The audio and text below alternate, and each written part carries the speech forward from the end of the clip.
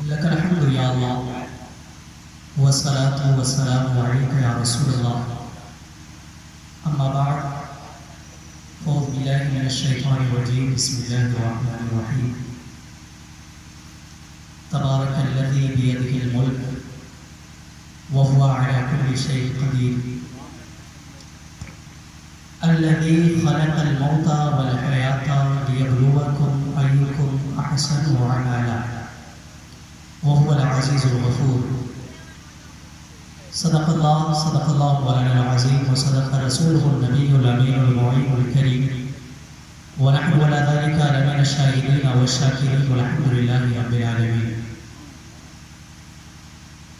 تمام تر سامعین و سامعات، اسٹیج پر جلوہ افروز حفاظ وقارہ و تمام تر برادران ملت اسلامیہ، السلام علیکم ورحمۃ اللہ وبرکاتہ. وعلیکم السلام ورحمۃ اللہ وبرکاتہ.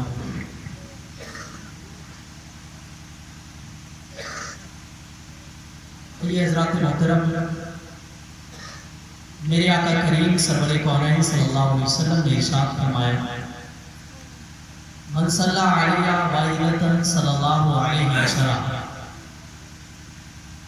یہ ایک حدیث ہے جو کہ میرے آقا کریم صلی اللہ علیہ وسلم کی زبان اطہر سے یہ الفاظ ادا ہوئے اور ہمارے لیے باعث مغفرت بن گئے، باعث رحمت بن گئے. اس کے مفہوم کو سمجھنے سے بیشتر اپنے کریم آقا حضور احمد مصطفیٰ محمد مصطفیٰ صلی اللہ علیہ وآلہ وسلم کی بارگاہ میں درود پاک کا نذرانہ عقیدت پیش کریں اور محبت کے ساتھ پڑھیں. اللہم صلی علی سیدنا و مولانا محمد بارک وسلم صلی اللہ علیہ صلاۃ و سلام علیک یا رسول اللہ وعلی آلک و اصحابک یا حبیب اللہ صلی اللہ علیہ وسلم. جن حضرات کو درود پاک نہیں آتا ہے تو فقط صلی اللہ علیہ وسلم ہی کہہ لیں. ایک ساتھ مل کے کہہ لیں صلی اللہ علیہ وسلم. بے اجازت جن کے گھر جبریل بھی آتے نہیں، ماشاءاللہ. بے اجازت جن کے گھر جبریل بھی آتے نہیں، قدر والے جانتے ہیں قدر شان اہل بیت. ماشاءاللہ. یا رسول اللہ. ایک بار مولا علی کا نام لے لیں، دونوں ہاتھوں کو اٹھا کے کہتے ہیں یا علی. بے اجازت جن کے گھر جبریل بھی آتے نہیں، قدر والے جانتے ہیں قدر شان اہل بیت. اور بے ادب گستاخ فرقہ کو سنا دے اے حسن، بے ادب گستاخ فرقہ کو سنا دے اے حسن، یوں کہا کرتے ہیں سنی داستان اہل بیت. یوں کہا کرتے ہیں سنی داستان اہل بیت. حضرات محترم، ہم اور آپ اہل بیت اتحاد کی شان کو یقیناً ملاحظہ فرمائیں گے، لیکن میرے ذہن میں جہاں تک آقا کریم صلی اللہ علیہ وسلم کا صدقہ نصیب ہوا، جہاں تک میرے ذہن نے کام کیا، تو میں نے بہتر یہ سمجھا ہے کہ سب سے پہلے ہم اور آپ اپنی زندگی کے مقصد کو سمجھ لیں. ہے کہ نہیں؟ بچل کے کہیں یا رسول اللہ. سب سے پہلے جب زندگی کے مقصد کو سمجھ لیں گے تو انشاءاللہ تعالی آپ کی منزل جو ہے وہ باقاعدہ طور پر آسانی کے ساتھ مل جائے گی. جو کہ جب آپ منزل کو ذہن میں رکھتے ہیں تو آپ کے لیے راستے کتنے بھی مشکل ہوں، جب منزل ذہن میں رہتی ہے تو بندہ کٹھنائیوں کو بھی کاٹ کر منزل تک پہنچ جاتا ہے. اگر منزل ذہن میں نہ ہو، مقصد ذہن میں نہ ہو، تو پھر انسان ساری زندگی بھٹکتا رہتا ہے، اس کو صحیح راستہ نہیں ملتا. ان ساری چیزوں پر ہم اور آپ توجہ دینے سے بیشتر سب سے پہلے آقا کریم صلی اللہ علیہ وسلم کا یہ احسان مانیں کہ اللہ تعالیٰ نے سب سے بڑا احسان یہ کیا کہ ہمیں اپنا محبوب عطا فرما دیا. مچل کی کہیں سبحان اللہ. سب سے پہلے تو احسان یہ کہ اپنا محبوب ہمیں عطا فرمایا، اور اس سے بڑا احسان اور اس کے بعد جو احسان ہوا وہ یہ کہ اللہ تعالیٰ نے ہمیں حضور کی امت میں پیدا فرمایا. مچل کی کہیں سبحان اللہ. اتنے بڑے بڑے احسانات الحمدللہ. اس کے بعد ہم اور آپ توجہ دیں کہ زندگی کو کامیاب کرنے کا طریقہ جتنا بہتر اور جتنا اچھا طریقہ مذہب اسلام کے پاس ہے وہ کسی اور مذہب کے پاس نہیں. بے شک بہت خوب ماشاءاللہ.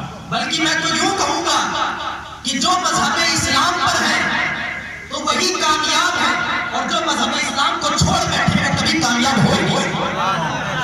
اور یہ بات میں اپنی زبان سے نہیں کہتا بلکہ میرے حضور پر اترنے والے قرآن میں رب کا یہ فرمان ہے قد افلح المؤمنون. یقیناً کامیابی انہی لوگوں نے پائی جو لوگ ایمان لے آئے. تو یہ حضور کا کرم ہے کہ اللہ تعالیٰ نے سب سے پہلی بات تو یہ کہ اللہ نے حضور کو عطا فرمایا, اپنے محبوب عطا فرمایا, اور اس کے بعد کیا کیا کہ ہمیں ان کی امت میں پیدا کیا. تو اتنے احسانات ہیں. ہم اور آپ جب بھی کوئی محفل شروع کرتے ہیں تو سب سے پہلے حضور پر درود پڑھتے ہیں. آج میں ایسے موضوع میں چھیڑنا چاہوں گا جس پر آپ کا وقت خراب ہو, لیکن ایک اشارتاً ایک بات کہنا چاہوں گا. لوگ گمان میں رہتے ہیں کہ درود پڑھنا کیا ہے, سلام پڑھنا کیا ہے. حضرات محترم ان کے لیے سیدھا سا جواب یہ ہے کہ جب تک آپ حضور پر درود نہیں پڑھتے ہیں, جب تک آپ حضور پر سلام نہیں پڑھتے ہیں, آپ کی نماز ہی مکمل نہیں ہوتی. ذہن میں بات بسائے تشہد میں بیٹھتے ہیں, آپ التحیات پڑھتے ہیں, اس کے بعد آپ کہتے ہیں السلام علیکم ایھا النبی, جس کا سیدھا سیدھا ٹرانسلیٹ ہوتا ہے نبی آپ پر سلام ہو. اس کے بعد آپ درود پاک پڑھتے ہیں, اس کو ہم اور آپ بخوبی جانتے ہیں. تو جب تک حضور پر درود نہیں پڑھا جاتا نماز مکمل نہیں ہوتی. جبکہ نماز سب سے اہم عبادت ہے, ساری عبادتوں میں سب سے اہم عبادت نماز ہے. تو جب نماز بغیر درود و سلام کے مکمل نہیں ہوتی ہے تو زندگی کہاں سے مکمل ہو سکتی ہے. لہٰذا محبت کے ساتھ درود پاک پڑھیں اور ذات پاک کے دو شعر محبت کے ساتھ سماعت فرمائیں. ایک بار محبت کے ساتھ درود پاک پڑھیں. اللہم صلی علی سیدنا مولانا محمد بارک وسلم صلی اللہ علیہ وسلم. صلاۃ و سلام علیک یا رسول اللہ صلی اللہ علیہ وسلم. واہ کیا جود و کرم ہے شہبت تیرا.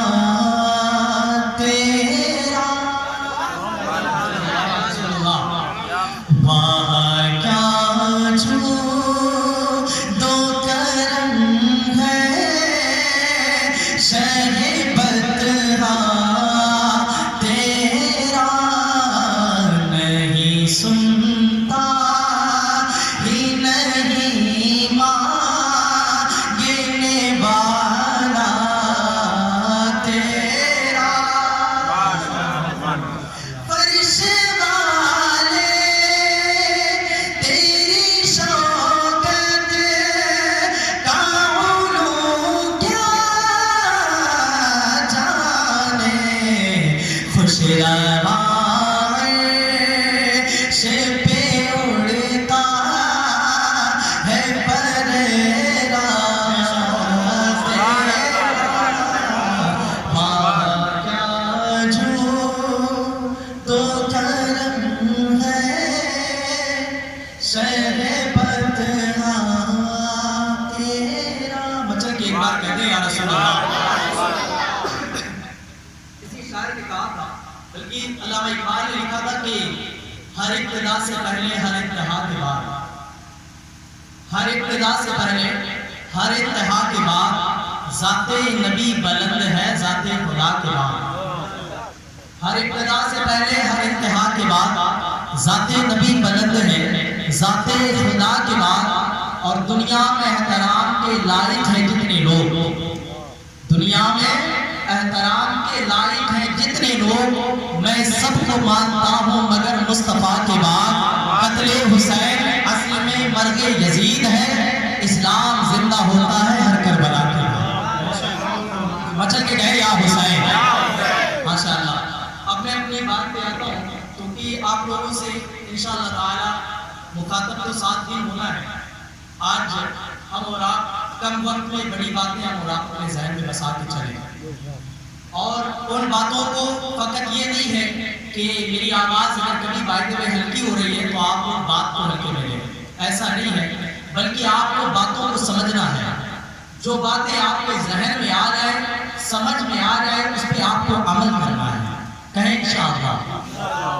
کیونکہ محفل میں بیٹھنے کا انداز یہی ہے کہ آپ جب محفل میں بیٹھیں تو جو آپ کو بتایا جا رہا ہے اسے توجہ سے سنیں، اور جو چیز آپ سن رہے ہیں اسے سمجھنے کی کوشش کریں، اور جو چیز آپ سمجھ جائیں اس پہ عمل کرنے کے لیے پوری طریقے سے تیار ہو جائیں۔ جب یہ تین چیزیں آپ کے ذہن میں حاضر ہوتی ہیں تو آپ کے آنے کا بھی مسئلہ حل ہوتا ہے، اس سے فائدہ بھی ملتا ہے، اور آپ کی آگے زندگی بھی کامیاب ہوتی ہوئی نظر آتی ہے۔ ایک بار مچل کے کہتے ہیں یا رسول اللہ۔ مولا حسین کی شان میں دو شعر اور سماعت کر لیں، پھر میں گفتگو کا آغاز کروں۔ ایک بار مچل کے کہتے ہیں یا حسین۔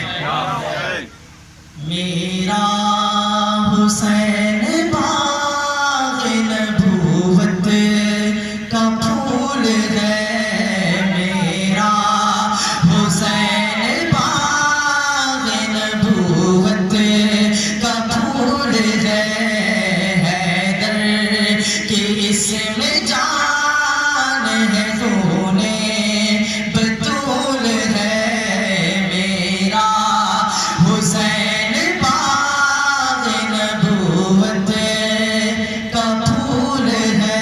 بڑا پیارا منظر سماعت فرمایا پہلا۔ بتلا اور کون ہے شبیر کے سوا، بتلا اور کون ہے شبیر کے سوا، بتلا اور کون ہے حسنین کے سوا، ایسے سوار جن کی سواری رسول ہے، میرا حسین باغ نبوت کا پھول ہے۔ آخری شعر محبتوں کے ساتھ سماعت فرمائیں۔ جس کے لیے یزید نے اتنے ستم کیے، جس کے لیے یزید نے اتنے ستم کیے، وہ تاج تو حسین کے قدموں کی دھول ہے، میرا حسین باغ نبوت کا پھول ہے، حیدر کے اسم جان ہے، خون بطول ہے۔ مطلب کہ گئے حسین اپنی بات کے آغاز پر آتا ہوں، چونکہ گفتگو کو سمجھنا ہی اصل مقصد ہے۔ آپ نے اتنی زیادہ قربانیاں دی، تمام کر چیزوں کو اکٹھا کیا، پیسے اکٹھا کیے، اس کے بعد میں اس محفل کا انعقاد کیا۔ مولا حسین کی محبت میں آپ تمام حضرات نے یہاں پہ شرکت کی۔ اللہ عز و جل سے دعا ہے مولا تعالیٰ آپ کی یہاں پہ شرکت اور تمام تر چیزوں کی حصے داری مولا تعالیٰ قبول فرمائے۔ مولا حسین کے صدقے وسیلے سے جملہ حضرات کے دلی جائز مقاصد کو پورا فرمائے، اور مولا حسین کے مصر پر چلنے کی توفیق عطا فرمائے۔ حضرات محترم، میں نے آپ حضرات کے سامنے جس آیت کریمہ کو تلاوت کیا ہے، یقیناً اس میں ہم اور آپ اپنی زندگی کے بارے میں پہلے گفتگو سماعت کریں گے، اس کے بعد انشاءاللہ تعالیٰ اگلی بزم میں آقا کریم صلی اللہ علیہ وسلم کے بارے میں ہم اور آپ کچھ دیر گفتگو سماعت کریں گے، پھر اہل بیت اطہار کی شان پاک، پھر اس کے بعد کربلا معلیٰ کا سفر انشاءاللہ تعالیٰ ہم اور آپ طے کریں گے۔ آج کی محفل میں ہم اور آپ سب سے پہلے اپنی زندگی کے مقاصد کو سمجھنے کی کوشش کرتے ہیں۔ حضرات، آج ہمیں اگر کسی جگہ پہنچنا ہے تو پھر کسی جانکار آدمی سے اس جگہ کا راستہ پتا کرتے ہیں۔ مثال کے طور پر ہمیں اپنے گھر سے آپ کے گھر تک آنا ہے تو ہمیں سب سے پہلے کسی سے گائیڈ لینی پڑے گی کہ کون سے راستے پر ہمیں جانا پڑے گا، جس کی وجہ سے ہم آسانی سے منزل تک پہنچ جائیں گے۔ کیونکہ اگر آپ کسی شہر میں جانا چاہتے ہیں تو آپ کو کسی سے جانکاری لینی پڑے گی کہ ہمیں فلاں شہر میں جانا ہے تو کون سی ٹرین پکڑیں جس کی وجہ سے ہم منزل پر پہنچ جائیں، اور کون سا ایسا راستہ اختیار کریں جس کی وجہ سے ہمیں کام بھی مل جائے اور ہم وہاں پہ کامیاب ہو جائیں۔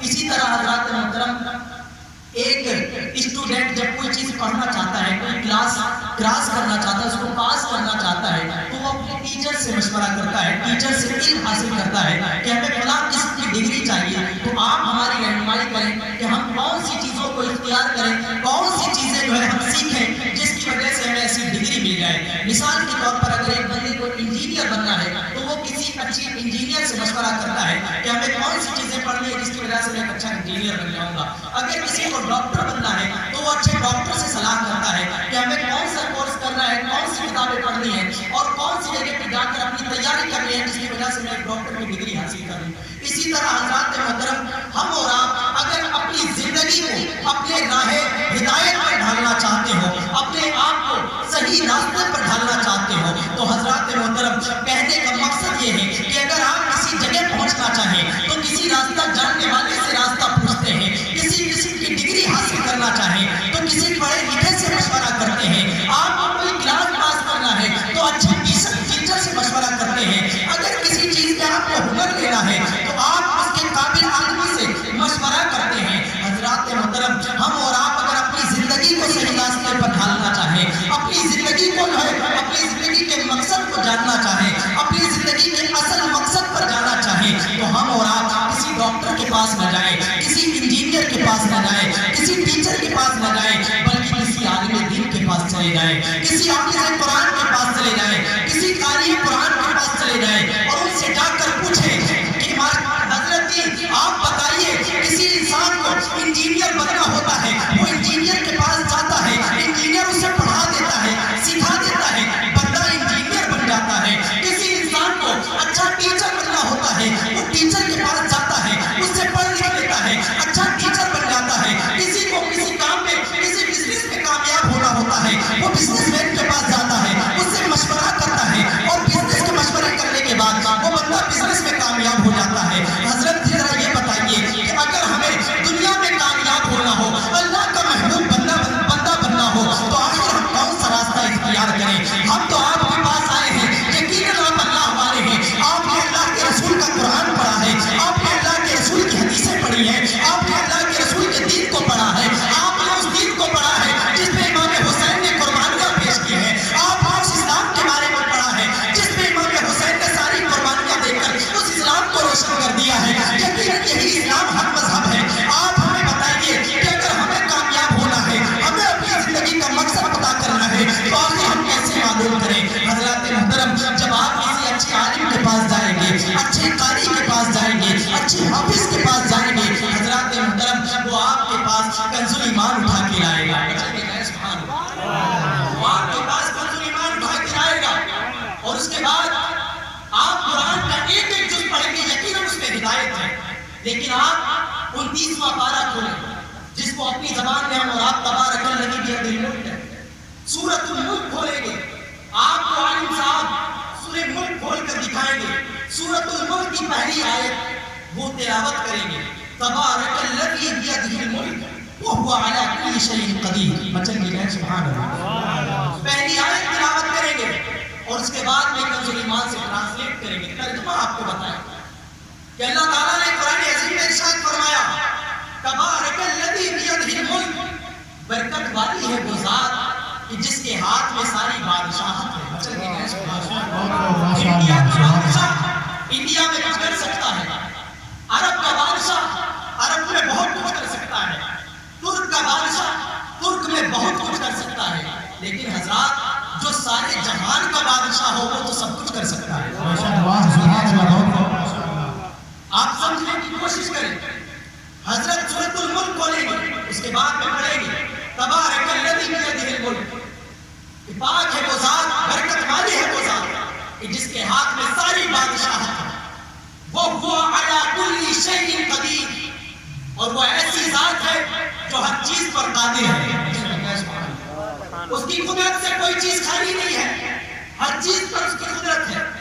آج کوئی اچھے منصب کا آدمی اپنے پاور کے اعتبار سے کام کرا سکتا ہے، کوئی اگر بی جے پی ہے تو وہ اپنے پاور کے اعتبار سے کام کرا سکتا ہے، کوئی اس سے زیادہ پاوردار ہے تو وہ اپنے اعتبار سے کام کرا سکتا ہے، لیکن اللہ کی ذات وہ ذات ہے کہ جس کے قبضے اختیار میں سارے جہان ہیں، عرش بھی ہے، زمین بھی ہے، ملکوت بھی ہے، جنات بھی ہے،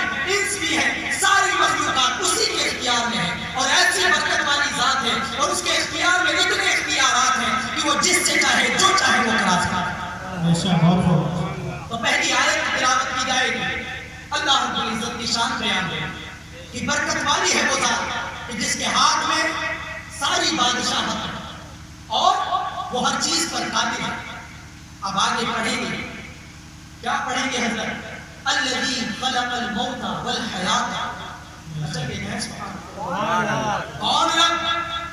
ایسا ویسا رب نہیں، ایسا ویسا کوئی جو ہے ایشور نہیں جس کی پوجا کی جاتی ہو، بلکہ ایسا رب ہے الذی خلق الموت والحیات، وہ رب ایسا رب ہے کہ جس نے موت کو بھی پیدا فرمایا اور زندگی بھی بنائی۔ اب ایک بات تو سمجھ میں آتی ہے کہ اللہ نے زندگی بھی دی ہے، موت بھی دی، لیکن ہم اور آپ جب بات کرتے ہیں، آپس میں عقل مند لوگ بیٹھ کر بات کرتے ہیں، تو ہم اور آپ اپنی گفتگو میں کہتے ہیں کہ ابھی زندگی ہے بعد میں موت ہو، کہتے ہیں کہ نہیں کہتے ہیں؟ بات سمجھ میں آ رہی ہے؟ درود پاک پڑھیں، اللہم صلی علی سیدنا مولانا محمد صلاۃ و سلام علیک یا رسول اللہ صلی اللہ علیہ وسلم۔ عقل مند انسان بات کرتا ہے، وہ کہتا ہے کہ اللہ نے زندگی دی ہے بعد میں موت ہو جائے۔ اب کہنے کا مقصد یہ ہے کہ ایک قابل آدمی بات کرے اور وہ یہ کہے کہ اللہ نے زندگی دی ہے بعد میں موت ہو جائے۔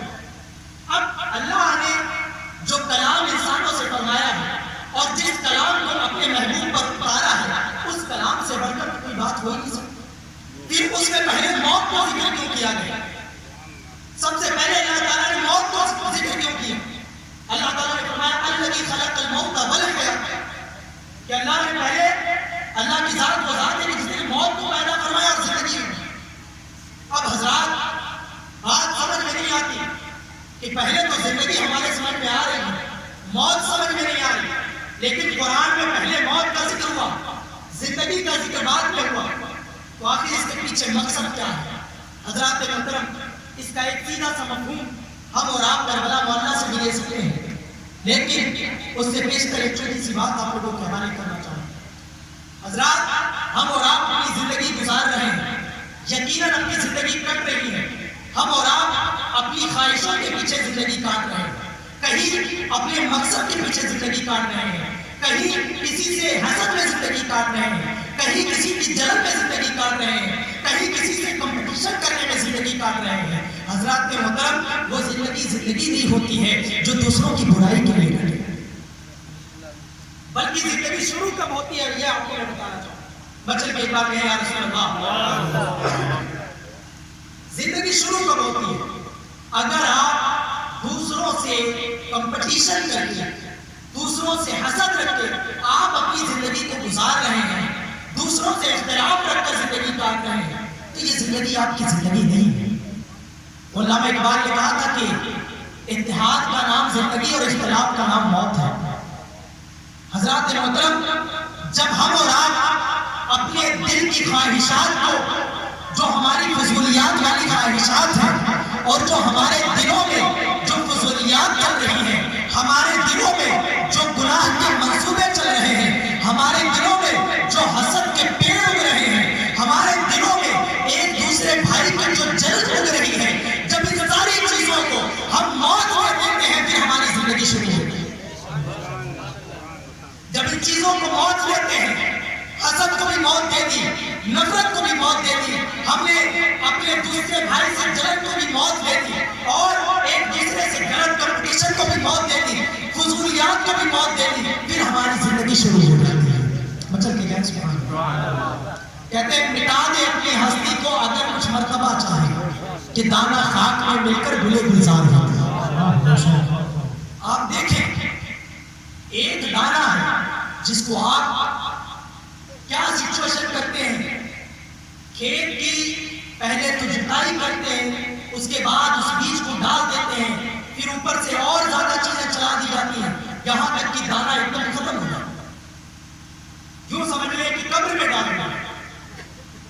اب جب وہ دانا پوری طریقے سے اپنے آپ کو خاک میں ملا دیتا ہے، اپنے آپ کو مار ڈالتا ہے، پھر اسی سے سبزہ اگتا ہوا رہتا ہے۔ مچل کے گیس حضرات محترم، زندگی کا اصل مقصد یہی ہے کہ کہ ہم اور آپ اپنی فضولیات والی چیزوں کو ترک کر دیں، اپنی تمام تر فضولیات والی باتوں کو ترک کر دیں اور ان کو ہم اور آپ پر غور کر دیں، ختم کر دیں، پھر ہماری اصل زندگی شروع ہو جائے۔ اور آگے فرمایا الذی خلق الموت والحیات لیبلوکم ایکم احسن عملا، زندگی اور موت دی کی گئی ہے تاکہ تمہاری آزمائش ہو سکے کہ تم میں سے کس نے زیادہ بہتر عمل کیا۔ اچھا کہ کہیں سبحان اللہ، زندگی دی اس لیے گئی ہے تاکہ پتہ لگ سکے کہ تم میں سے عمل کس کا زیادہ بہتر ہے۔ تو جو شخص جتنا بہتر عمل کر کے جاتا ہے اس کی زندگی اتنا ہی زیادہ کامیاب ہوگا۔ حضرات میں اپنے آخری موڈ پر آتا ہوں، ایک بار درود پاک پڑھیں، اللہم صلی علی سیدنا مولانا محمد بارک وسلم صلی اللہ علیہ صلاۃ و سلام علیک یا رسول اللہ صلی اللہ علیہ وسلم۔ حضرات جب زندگی ہم اور آپ اپنی زندگی میں فضولیات کو ترک کر ڈالتے ہیں تو ہماری جو اور چیزوں کی موت ہے اس کے بعد ہماری زندگی شروع ہوتی ہے۔ تو زندگی کا اصل مقصد کیا ہے؟ زندگی کا اصل مقصد یہ ہے کہ ہم اور آپ اپنی زندگی میں ایسے اعمال کریں، ایسی چیزیں اپنائیں جو اللہ اور اس کے رسول کو پسند آئے، ایسی چیزوں کو اختیار کریں جو اللہ اور اس کے رسول کو پسند آئے، ایسی چیزیں اختیار کر لیں کہ جو اللہ اس طرح سے پسند کر لے کہ آپ اللہ سے راضی ہو جائیں اور اللہ آپ سے راضی ہو جائے۔ اب حضرات میں ایک پہلو بیان کروں، ہم اور آپ اگر کسی کے بیٹے ہیں، اب ایک باپ کے اگر 3 بھائی ہوں یا کئی بیٹے ہوں ایک باپ کے، تو ہر بیٹا اگر وفادار ہے تو اس کی خواہش یہ ہوتی ہے کہ ہم کام ایسے کریں جس کی وجہ سے ابو کی نظر میں پیارے بنے۔ بچہ کے کیسے پڑھا، ہر بیٹے کے اندر کیا ہوتا ہے، ایسا کام کرے کہ ابو کی نظر میں پیارے بنے، والد کی نظر میں عزت بڑھے۔ اب کمپٹیشن ہونا شروع ہوتا ہے اچھے کام کرنے کا۔ حضرات محترم، اللہ تعالیٰ کے بندے بے شمار ہیں، عبادت کرنے کے لیے فرشتوں کی کمی نہیں۔ ہم اور آپ اب یہ دیکھیں کہ ہم نے اللہ کو خوش کرنے کے لیے کون سے کام اختیار کیا، اللہ کو راضی کرنے کے لیے کون سے کام اختیار کیا۔ جب آپ اللہ کو راضی کرنے کے لیے اچھے اعمال کو اختیار کرتے ہیں، پھر آپ سارے بندوں میں کمپٹیشن کرتے ہیں کہ ہمیں اگر کوئی بندہ 3 وقت کی نماز پڑھ رہا ہے تو ہم 5 وقت کی نماز پڑھیں گے، اگر دوسرا بندہ 5 وقت کی نماز کی پابندی کر رہا ہے تو ہم نفل نمازوں کی پابندی کر لیں گے، اگر کوئی بندہ نفل نمازوں کی بھی پابندی کر رہا ہے تو ہمارے پلان یہ ہونا چاہیے کہ ہم تہجد کی بھی پابندی کریں۔ جب اس طریقے سے آپ اپنی زندگی میں نیک اعمال کو بڑھاتے جاتے ہیں، اللہ تعالیٰ آپ کی زندگی کو نکھارتا جاتا ہے اور اللہ کے محبوب بندے آپ بنتے جاتے ہیں۔ اور اصل زندگی کا مقصد یہی ہے کہ اللہ کی ذات بابرکت ہے، قابل اختیارات ہے اور اللہ ہر چیز پر قادر بھی ہے، اور اس نے آپ کو زندگی بھی دی ہے، اس کے بعد موت بھی ہے، اور اس موت اور زندگی کے درمیان جو آپ کو موقع ملا ہے وہ موقع اس لیے ملا ہے کہ آپ ایسے اعمال کر جائیں جو اللہ کو پسند آ جائے، اور جب آپ اللہ کے پسندیدہ کاموں کو کرتے ہیں، اس کے محبوب کے بتائے ہوئے راستے پر چلتے ہیں، تو آپ کی زندگی کامیاب ہوگی۔ اب ذات محترم، ہم نے آج کا جو کام کیا ہے، ہم نے اللہ اور اس کے رسول کو خوش کرنے کے لیے اچھا کہ جائے سبحان اللہ، اور کوئی مقصد ذہن میں نہیں چھپا۔ ہم نے دل میں یہ ٹھانا کہ اللہ کے محبوب حضور صلی اللہ علیہ وسلم کے نواسے، اور وہ بھی محبوب کے محبوب، اور آج ان کا یہ مہینہ بلکہ حسین کا تو سارا زمانہ ہے، ہر ایک وقت حسین کا ہے، تو آج ہم نے ان کی محبت میں ڈھل کر اس محفل کا انعقاد کیا۔ اس کے پیچھے ہمارا مقصد یہ چھپا ہے کہ جب ہم اللہ کے رسول کے نواسے کی محفل کریں گے تو امام حسین بھی ہم سے خوش ہوں گے، اور جب حسین ہم سے خوش ہوں گے تو رسول ہم سے خوش ہوں گے، اور جب رسول ہم سے خوش ہو جائیں گے تو رب بھی ہم سے خوش ہو جائیں گے۔ حضرات محترم، میرے آقا کریم صلی اللہ علیہ وسلم کی حدیث پاک کا مفہوم ہے الحسین منی وانا من الحسین، کہ حسین مجھ سے ہے اور میں حسین سے ہوں۔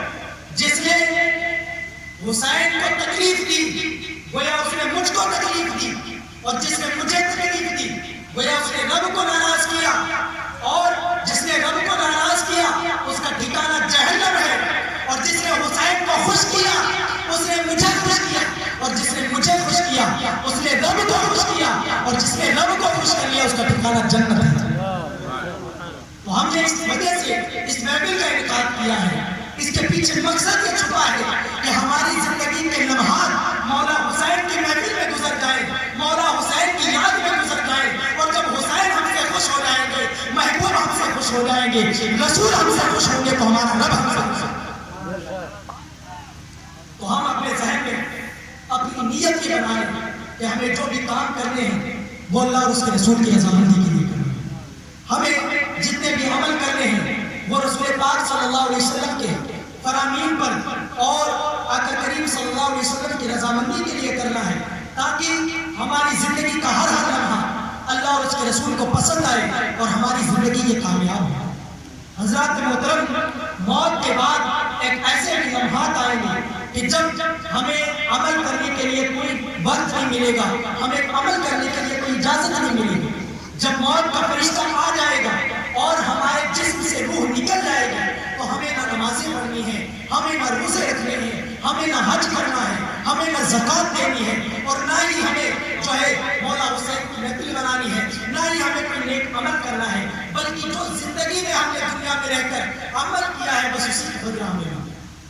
لہذا اس زندگی کے لمحات کو، اس زندگی کے وقت کو بہتر سمجھ کر اچھے کاموں میں گزار دیں، تاکہ جب انتقال کے بعد ہمارا وقت قبر میں آئے، جب ہم اور آپ قبر میں پہنچے تو میرے رسول اتنا خوش ہو جائے ہم سے کہ جب رسول ہمارے قبر میں تشریف لائے تو ہماری قبر بھی منور ہو جائے، ہمارا دل بھی منور ہو جائے۔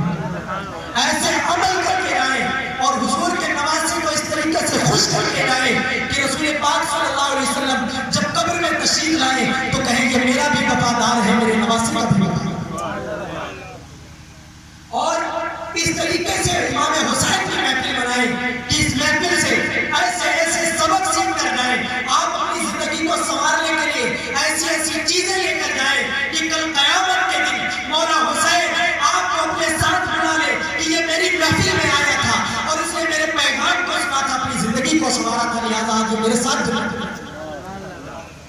ہم اور آپ اپنی زندگی کو بہتر سمجھیں اور اصل مقصد پر ذہن کریں، اپنے تمام تر فضولیات کو ترک کر دیں۔ اگر ہم اور آپ حسینی ہیں تو یقیناً حسینی ہیں، ہم اور آپ اللہ تعالیٰ کے کرم سے، حضور کی رحمت سے ہمارے اوپر اتنی تکلیفیں نہیں ہیں، ہمارے لیے اتنی پریشانیاں نہیں ہیں، مسجدوں کے دروازے کھلے ہوئے ہیں، اللہ تعالیٰ نے ساری زمین کو ہمارے لیے جو ہے بچھا دیا ہے، ہم جہاں چاہیں سجدہ کر سکتے ہیں، ہم جہاں چاہیں اللہ کی عبادت کر سکتے ہیں۔ لہٰذا اگر حسینی ہیں تو نمازوں کا خیال کریں، اگر ہم اور آپ حسینی ہیں تو زکوٰۃ کا خیال کریں، اگر ہم اور آپ حسینی ہیں تو شریعت مصطفیٰ کی پابندی کریں اور شریعت مصطفیٰ کے ایسے پہرے دار بن جائیں کہ لاکھوں یزیدی بھی سامنے آ جائیں، ہم حسینی طریقے سے مقابلہ کریں کہ یزیدیت مٹ کے راہ پر مل جائے اور شریعت ہمیشہ قائم رہے۔ ہمارے لازم یہ ہے کہ مولا حسین کے مشن کو، مولا حسین کے مقصد کو سمجھیں۔ جب ان چیزوں کو آپ ذہن میں رکھیں گے تو انشاءاللہ تعالیٰ اس کا فائدہ بھی ہمیں نصیب ہوگا۔ اللہ تعالیٰ ہمیں مولا حسین کے بتائے ہوئے طریقے پر عمل کرنے کی توفیق عطا فرمائے، اور اللہ رب العزت ہمیں نماز پڑھنا پڑھنے کی توفیق عطا فرمائے۔ آخری لمحات میں بس اتنی بات کہنا چاہوں گا کہ میرے بزرگ نے فرمایا ہے الحسین منی وانا من الحسین، حسین مجھ سے ہے اور میں حسین سے ہوں۔ لہٰذا ہم اور آپ جب مولا حسین کو خوش کر رہے ہیں تو اس طریقے سے خوش کریں کہ پھر ایسی عبادتیں ہوں، ایسی طریقے سے زندگی گزاری جائے کہ ہم اور آپ اپنی زندگی کے لمحات کو مولا حسین کی زندگی پر گزار دیں اور ایسے طریقے سے زندگی گزار دیں کہ سامنے والا دیکھ کر یہ کہے کہ بندہ یہ کوئی اور نہیں بلکہ حسین کی غلام ہے، مولا حسین کا غلام ہو رہا ہے۔ اپنی زندگی کو اس طریقے سے سنوار لیں، شریعت مصطفیٰ کی ایسی پابندی کر لیں کہ ہم اور آپ ایک دوسرے سے الفت و محبت سے ملیں، ایک دوسرے سے ہم اور آپ الفت و محبت کے ساتھ ملاقات کریں، ہم اور آپ نماز پڑھنا کی پابندی کریں، دین مصطفیٰ کی پابندی کریں، ہم اور آپ جہاں مولا حسین کی زندگی کو سننے کے لیے تشریف لائے ہیں وہی اپنی زندگی کو مولا حسین کے طریقے پر اور ان کی زندگی کے طریقے پر ڈھالنے کی کوشش بھی کریں۔ حضرات جس طریقے سے ہم اور آپ امام حسین کے زندگی کے حالات کو سماعت فرماتے جائیں ویسے ویسے اپنی زندگی میں مولا حسین کے تمام تر چیزوں کو شامل کرتے جائیں تاکہ ہماری زندگی یہ محرم کا مہینہ اتنا بابرکت ہمارے لیے ہو جائے کہ ہم اور آپ اس محرم کے مہینے کے بعد حسینی غلام بن کے تیار ہو جائیں۔ ہم اور آپ اپنی زندگی کو ایسے ڈھال لیں کہ جب ہم اور آپ کسی راستے سے گزرے تو پھر ہم اور آپ ہمارا نام بھی لیا جائے اور اس کے بعد میں حسینی بھی کہا جائے۔ اگر ہمارا نام سلمان ہے تو پھر یہ کہا جائے سلمان حسینی آ رہا ہے۔ اگر ہمارا نام فرمان ہے تو یوں کہا جائے کہ فرمان حسینی آ رہا ہے۔ اگر ہمارا نام عبدالکریم ہے تو پھر دیکھ کر لوگ کہیں کہ عبدالکریم حسینی آ رہا ہے۔ حضرات محترم اپنی زندگی کو مولا حسین کے بتائے ہوئے طریقے پر ایسے ڈھال کر گزارے، اتنی طریقے سے اپنی زندگی کو سنوار لیں کہ ہم اور آپ مولا حسین کا پیغام اپنی زندگی سے دیکھیں۔ اللہ تعالیٰ مولا حسین کی زندگی پر عمل کرنے کی توفیق عطا فرمائے۔ کل حضور اکرم سرور کونین صلی اللہ علیہ وسلم کے ذاتی بابرکات کے حوالے سے کچھ دیر گفتگو ہوگی، چونکہ ہم اور آپ پنجتن پاک کے بارے میں گفتگو شروع کریں گے اور اس کے بعد مولا حسین تک پہنچیں گے، کیونکہ بیدم سوارسی نے کہا تھا بیدم یہی تو 5 ہیں مقصود کائنات، خیر النساء حسین و حسن مصطفیٰ علی، مجھے کہ کہیں یا علی، بیدم یہی تو 5 ہیں مقصود کائنات، خیر النساء حسین و حسن مصطفیٰ علی۔ مولا تعالیٰ سے دعا ہے میرے کہنے میں پڑھنے میں جو بھی خطا و رنجش ہوئی ہو مولا تبارک و تعالیٰ معاف فرمائے، ہمیں مولا حسین کے مشن پر عمل کرنے کی توفیق عطا فرمائے، ہمارے والدین کی تمام امت کی مولا حسین کے صدقے وسیلے سے مغفرت فرمائے اور اللہ تعالیٰ ہمیں شریعت مصطفیٰ کی پابندی کرنے کی توفیق عطا فرمائے، دین مصطفیٰ کے طریقے پر چلنے کی توفیق عطا فرمائے۔ ایک بار میں بھی پڑھتا ہوں حضرات بھی مل کر پڑھ دیں، استغفر اللہ ربی من کل ذنب واتوب الیہ، گھر گھر میں جلاؤ عشق حسینیت کے چراغ، وما علینا الا البلاغ۔ السلام علیکم۔